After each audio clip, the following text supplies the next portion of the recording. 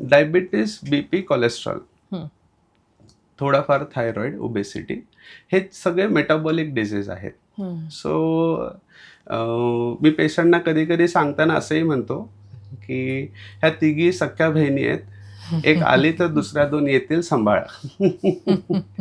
तर त्याच्यामध्ये कसं आहे ना, ह्या तिघांचं भले तिन्ही वेगवेगळ्या अवयवाचे आजार आहेत, हं, हं. बट तिघांच्या मागचे जे लाईफस्टाईल आहे ना ती सेम आहे. इन द सेन्स की बीपीचंही मूळ कारण आहे की तुमचं सॉल्ट इंटेक जास्त होतं आहे, मिठाचं प्रमाण जास्त आहे, फ्राईड जास्त आहे, मैदा जास्त आहे. हं, हं. हे तुमचं आर्टरीजना थोडंसं डॅमेज करतं, स्टिफ करतात आणि त्याच्यानंतर तुम्हाला प्रेशर सिम्पटम्स यायला सुरू होतात. हेच फूड आतमध्ये कोलेस्ट्रॉल वाढवतात, ज्याच्यामुळे तुमचे ब्लॉकेजेस होऊ शकतात. हो. हेच फूड तुमचं इन्सुलिन रेजिस्टन्स वाढवतं, ज्यामुळे तुमचं फॅट गेन होत आहे, तुम्ही ओबेज होत आहे आणि तुम्ही मग डायबेटिक होत आहे. हं. आणि हे सगळं ह्याच्याबरोबर थोडंफार ॲडिक्शन्सही हल्ली यंग जनरेशनमध्ये कॉमन आहे. इट इज स्मोकिंग आणि अल्कोहोल इंटेक हाय काही प्रमाणामध्ये होतो आहे. स्ट्रेसमुळे ते स्ट्रेस बस्टर झालं आहे ह्यांच्यासाठी. तर त्याच्यामुळे त्यांना माहिती आहे की इट इज रॉंग, बट ते त्यांच्याकडनं कधी कधी सुटतही नाही. तर अशा पेशंट्सना ज्याने ड्रॉप केलं आहे ना, फॅन्टास्टिक रिपोर्ट्स मी बघितले. फॅन्टास्टिक रिपोर्ट्स म्हणजे विदिन अ इयर त्यांचे ट्रीटमेंट 25% पर्यंत आलेली आहेत. पॉवर्स ऑफ मेडिसिन तेवढ्या उतरत आहेत. सो कसं आहे की हे चारही आजार, जसं बघा कोणाला मलेरिया झाला आहे किंवा डेंग्यू झाला आहे, हे 2-3 आजार जे आहेत, चिकनगुनिया झालं आहे. सो हे कशाने आहेत? मस्किटो बाईट्सने आहेत. काही यातले मस्किटो कॉमन आहेत. हं. तसंच म्हणजे एकाबरोबर दुसरा ह्यातला पॉझिटिव्ह येऊ शकतो. हं, हं. तेच प्रकार ह्या 4-5 आजारामध्ये की ह्यांच्या मागचे जे तुमची लाईफस्टाईल आहे ती सिमिलर आहे. एक सॅड पार्ट ह्याच्यामध्ये काय आहे की आज तुम्हाला मच्छर चावली, कदाचित 2 दिवसांनी ताप येईल, तिसऱ्या दिवशी तुम्हाला कळतं मलेरिया आहे, तुम्ही त्याची ट्रीटमेंट करू शकता. हं. ह्या आजारांमध्ये ना 2-2, 3-3 वर्ष तुम्हाला काहीही सिम्पटम्स येऊ शकत नाहीत. एक बीपी जर सोडला, बीपीने काय होतं, बीपी वाढल्यावर तुम्हाला चेस्ट हेवी होते, थोडंफार हेडेक होऊ शकतं, अस्वस्थ वाटतं, चिडचिड होते, राग अनावर येतो. काही स्मार्ट लोक असतात त्यांना हे सिम्पटम्स कॅचअप होऊन जातात. हं, हं. तर तो चेक केल्यावर कळतो. कोलेस्ट्रॉलला देर इज नो सिम्पटम, ओ. Almost no symptom. बेसिकली आजपर्यंत जेवढे पण पेशंट आहेत हं. त्यांना रुटीन इन्व्हेस्टिगेशनमध्येच आपल्याला दिसलेलं आहे की कोलेस्ट्रॉल वाढलंय, ट्रायग्लिसराईड वाढलंय. हं. असं सहसा there is no any particular की पेशंट सांगेल मला हे होतंय, मग मला कोलेस्ट्रॉल असू शकतं, किंवा आम्ही डायग्नोज करू शकतो हा हे होतंय मग तुला कोलेस्ट्रॉल आहे का. हं. फार क्वचित इथे थोडेसे प्लॅक्स दिसतात, स्किनचे पॉकेट्स बनतात, ओके.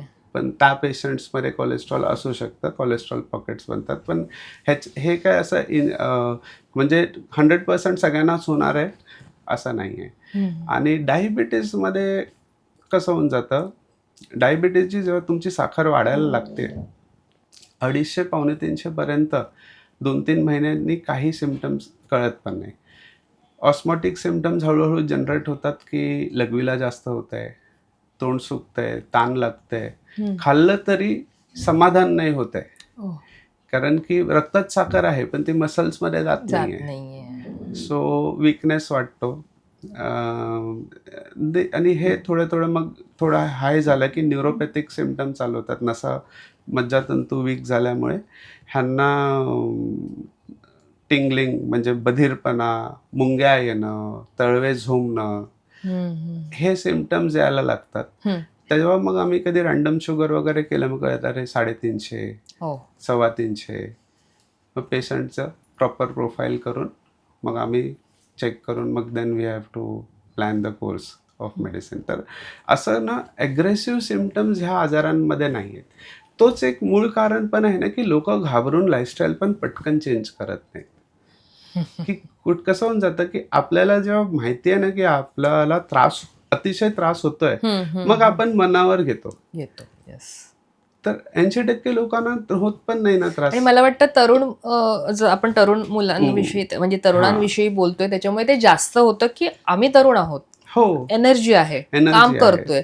मग आपल्याला कसा हा आजार होईल. आपल्याला कसा होईल. त्यामुळे हे सिम्पटम्स जसे तुम्ही म्हणताय की ते हे neglect कळायला वेळ होतात. लागतो आणि हो. ज्या वेळेला कळतो तोपर्यंत थोडा उशीर झालेला असतो. हो. पण मग मला असं म्हणायचंय की यासाठी आपण काय प्रिकॉशन घ्यायला हवी की बाबा आपल्याला माहितीये आपली लाईफस्टाईल चुकीची आहे, हे तर माहित असतं आपल्याला. आपण बाहेर बरोबर. खूप खातोय, बरोबर. आपल्याला कामाचा स्ट्रेस आहे बरोबर. किंवा आपल्या जेवणाच्या वेळा योग्य नाहीयेत. बरोबर. तर हे सगळं माहिती असतं. मग मला वाटतं तरुणांना आजच्या पिढीला हेही कळू दे की मग हे असं होणार आहे हे बरोबर. गृहीत धरून आपण काय काळजी घ्यायला हवी. सो बेसिकली ह्यामध्ये आहे ना कसं आहे की ऑफकोर्स आता एक बेटर काय होत आहे, कॉर्पोरेट जॉब्समध्ये जे तरुण जात आहेत तर त्यांना ना एक पॅकेज भेटतं. मी दुसऱ्याही लोकांना, तरुण मुलांना सांगतो की तुम्ही तुमचे मेडिक्लेम, हेल्थ इन्शुरन्सेस पण घेऊन ठेवा, कमी वयात सोपे पडतात. त्याच्यातही पॅकेजेस मिळतात. ॲट द सेम टाइम आता एवढ्या लॅब्स आल्या आहेत, फार कमी कॉस्टमध्ये एक आयडिया मिळून जाते. काही लोकांचं असं हा लॅबचा रिपोर्ट बरोबर आहे का चुकी. मी काय म्हणतो आधी करा, बघू आपल्याला वाटलं मग व्यवस्थित कुठनं करायचं करू. ॲटलिस्ट तुम्ही करा तर, सुरुवात तर करा. तुम्ही टेस्ट केल्याशिवाय तुम्हाला कळणार नाही. हल्ली पॅकेजेस एवढे छान बनवलेले आहेत लॅब्सनी की त्याच्यामध्ये तुमचं बेसिक जे आपल्याला लागतं की LFT liver profile, creatinine, RFT, CBC हिमोग्लोबिनसाठी, iron, thyroid, fasting, post lunch, HbA1c, lipid profile आणि विटॅमिन D, B12 हे जे 15 ते 20 चाचण्या ज्या आहेत ना त्याच्यात बऱ्यापैकी आयडिया मिळून जाते. दुसरी गोष्ट प्रिकॉशन म्हणून काय करायचं, जसं तुमचा प्रश्न होता की मला माहिती आहे माझी लाईफस्टाईल चुकीची आहे, तर पहिली ती सुधारवायची आणि ती सुधारवू शकता. कसं होऊन जातं जेव्हा तुम्ही त्याला टार्गेट नाही ठेवत ना, म्हणजे माझं टार्गेट आहे की मला 10 किलो कमी करायचं आहे, तर मी 8 किलो कमी केल्यावर लूज होऊन जाईल किंवा 2 किलोच कमी झालं तर मी ते लाईफस्टाईल सोडून देईन. मी पेशंट्सना काय सांगतो ना, तुम्ही तुमचं शरीर आहे, तुम्हाला 70-80 वर्ष त्याला वापरायचं आहे. एक मोबाईल तुम्ही घेता, 5 वर्ष वापरणार असता, पण ₹1,00,000 दिल्यावर त्याला जपता, त्याच्यावर कव्हर लावता, त्याला स्क्रॅच कार्ड वगैरे लावता. एखादा लॅपटॉप घेतला तर 6 महिने तुम्ही भावाला सुद्धा वापरायला देत नाही. मग तुम्ही शरीराचे हाल का करता जे सगळ्यात जास्त वर्ष तुमच्यासोबत राहणार आहे. बरोबर. तर तुम्ही लाईफस्टाईल सुधारवा. लाईफस्टाईल सुधारवण्यासाठी तुम्हाला काही एफर्ट्स नाही लागत. प्रत्येकाला 15 वर्षाच्या वरील व्यक्तींना, म्हणजे आता तर 10 वर्षापासूनच शाळेतही शिकवलं जातं की good food, junk food, chart पेपरवर मुलं बनवून घेऊन जातात प्रायमरी स्कूलमध्ये. हे तुम्हाला सेकंडरी स्कूलपासून माहिती आहे की वडा हेल्दी नाही आहे, समोसा हेल्दी नाही आहे. बरोबर. तुम्ही त्याला तुमचं रेग्युलर मील का करताय. स्नॅक्सला मला काही भेटत नाही म्हणून मी खातो. का नाही भेटत, रवा इडली घे, ओट्स घे, मसाला ओट्सचे रेडी पॅकेटं येतात, बेसन चिला, मूग डाळ चिला, काहीच नाही. तुम्ही बॅचलर आहात, तुम्ही चणे उकडा. हे भिजवलेले चणे कुठेही भेटतात. सकाळी घेऊन या, रात्री घेऊन या, सकाळी उकडा, तव्यावर टाका, 1-2 चमचे तूप, त्याला रोस्ट करा, थोडासा मसाला, मीठ, डाळिंबाचे दाणे, काकडी, गाजर, टमाटर, 15 मिनिटामध्ये झाला तुमचा ब्रेकफास्ट रेडी. जे नॉनव्हेज खातायत, एग व्हाईट ऑमलेट करा. किती वेळ लागतोय. तुम्ही जर ऑफिसला जाता जाता एखादा बर्गर उचलून कुठून घेऊन जाताय तर मग तुम्ही नाही एक्सपेक्ट करू शकत तुम्ही ह्या आजारांपासून लांब राहाल. थोडीशी मेहनत घ्यावी लागते, पण ती मेहनत आहे ना टार्गेट ओरिएंटेड नाही ठेवायची की माझी शुगर कमी होऊ दे किंवा माझं वजन कमी होऊ दे. टार्गेट नका ठेवू. ही लाईफस्टाईल आहे. आपण आंघोळ ह्याच्यासाठी करतो का की आपल्या अंगाला वास येतोय. आपण ब्रश ह्याच्यासाठी करतो का की मला माझे दात कोणतरी आज बघणार आहे. मग आपण तो सवयीचा भाग आहे. तर व्यवस्थित खाणं, तुम्ही 20 पर्यंत एन्जॉय केलं ठीक आहे.